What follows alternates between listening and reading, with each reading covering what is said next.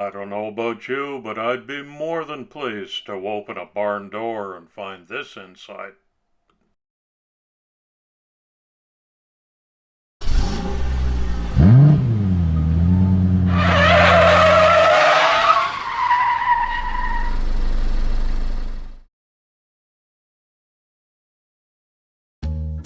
Hi everybody, and a warm welcome back to Maple Leaf Customs in Switzerland.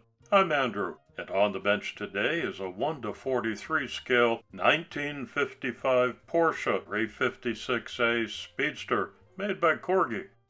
I got this at a flea market in a little Swiss village some time ago.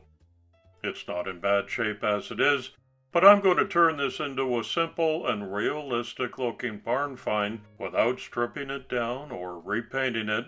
I'll also make a basic mini diorama for it to be displayed in.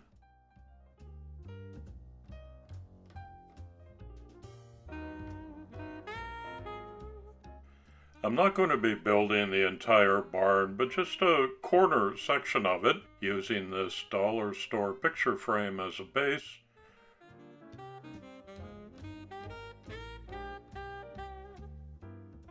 This is a piece of some kind of felt, I will say.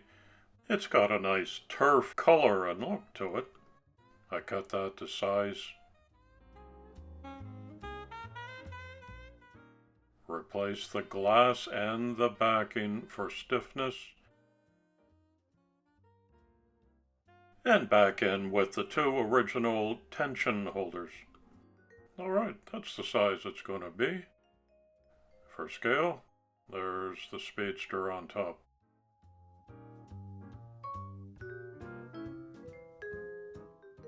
This is the first Porsche that you'll see this month, but next weekend is my big annual event, an all Porsche build with the theme of paying it forward. That means there's still time for you to join 60 other builders as one of this year's participants. There are also two Four Horsemen themed builds in the month of March. I hope you'll join us for those.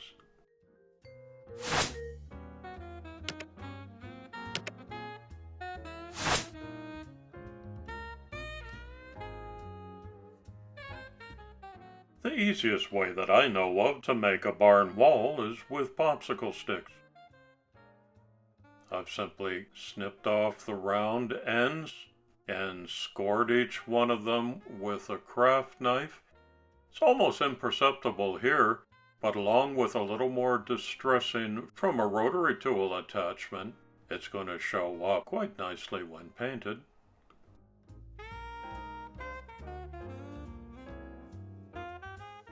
Test fit for size and scale. Looking good.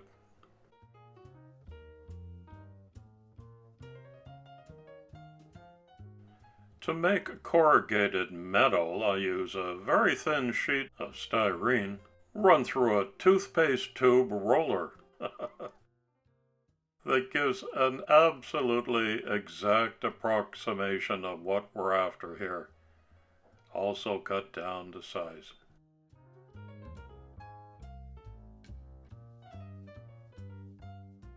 If you want to get into building your own mini dioramas, then please follow the link for today's community shoutout to Mini Mania. I've left it in the description. All kinds of tips and tricks in there for the hobbyist.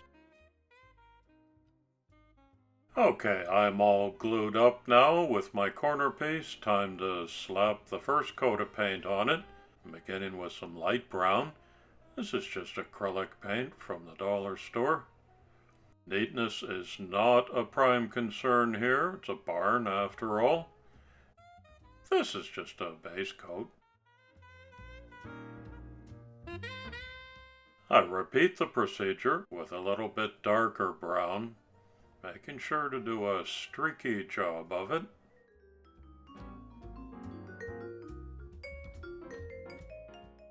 Looks like that. Another test.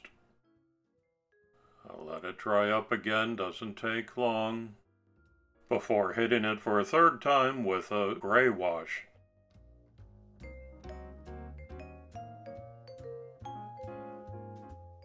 and all three layers peek through there at some level.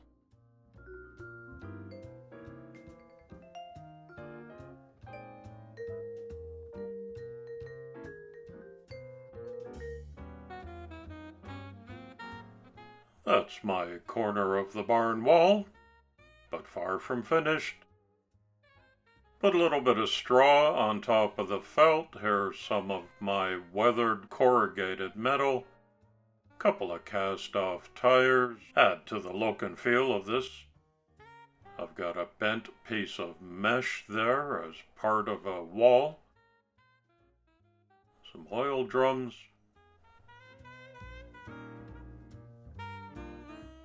Old Texaco poster up on another piece of corrugated wall. Another test for fit and placement. Now I'm adding some mold effects, still hand painting. I want this to be watered down and quite subtle. It's dark when it goes on. It dries into a very realistic mold effect.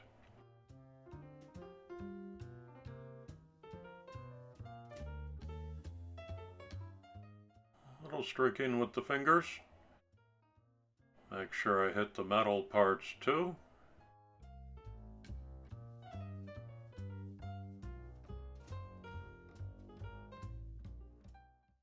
What do you think?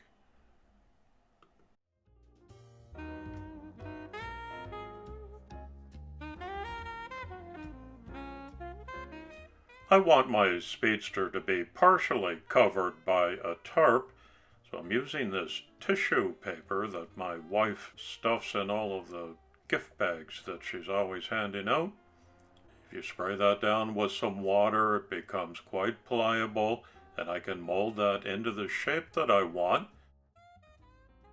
It's been pulled back and checked on a couple of times, but basically, it's a forgotten car in that barn. And this one was never properly pulled back into place. The coat of Mod Podge on both sides of this will stiffen it up.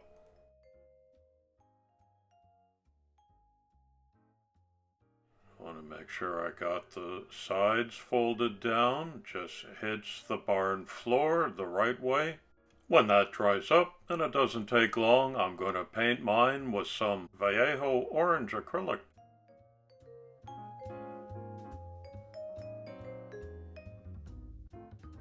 This is a GHAD 68 trigger style airbrush by Gaahleri with a 0.5mm needle. That's a new looking tarp. Time to grunge it up with some black wash.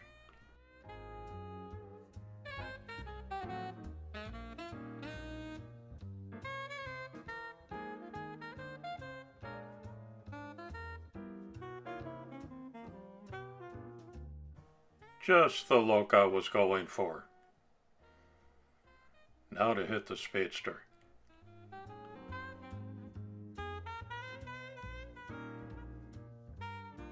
I'm not stripping it or priming it or respraying it. I'm going to go to work on it just like this with some more hand painting rust effects. The Porsche 356 is a rear-engine, rear-wheel drive, two-door sports car available in both hardtop coupe and open configurations, and it was the first ever production Porsche model. Production started in 1948 in Gmünd, Austria, where Porsche built approximately 50 cars. I visited the original site there, which is now a privately owned Porsche museum. 2 years later, the factory relocated to Zuffenhausen, Germany, a suburb of Stuttgart, and general production of the 356 continued until April 1965, well after the replacement Model 911 made its 1964 debut. The original price in 1948 for the 356 Cabriolet was $4,250 US. That's about $55,600 today. The 356 was created by Ferdinand Ferry Porsche, son of Ferdinand Porsche, the founder of the company. Ferry described the thinking behind the development of the 356 in an interview with Panorama magazine in 1972. I had always driven very speedy cars, he said. I had an Alfa Romeo, also a BMW, and others. By the end of the war, I had a Volkswagen Cabriolet with a supercharged engine. I saw that if you had enough power in a small car, it's nicer to drive than if you have a big car, which is also overpowered, and it's much more fun. On this basic idea, we started the first Porsche prototype. Now that my Speedster has been moderately weathered, including some bird droppings, it's time to add some dusting that might have wafted down from the barn rafters. I start by using some different colored pigment powders from Vallejo, followed up with some ground up sidewalk chalk that I got from the dollar store. All of this goes through a little sifter to make it as fine as possible, and the final touch is a little bit of grass and straw clippings to give it this final effect. Let's have a closer look. It's only about 5 by 7, but I like the wooden picture frame that it's set in, depicting just one corner of the full barn. Lots of different media was used to achieve the turf and the dusting and the weathering.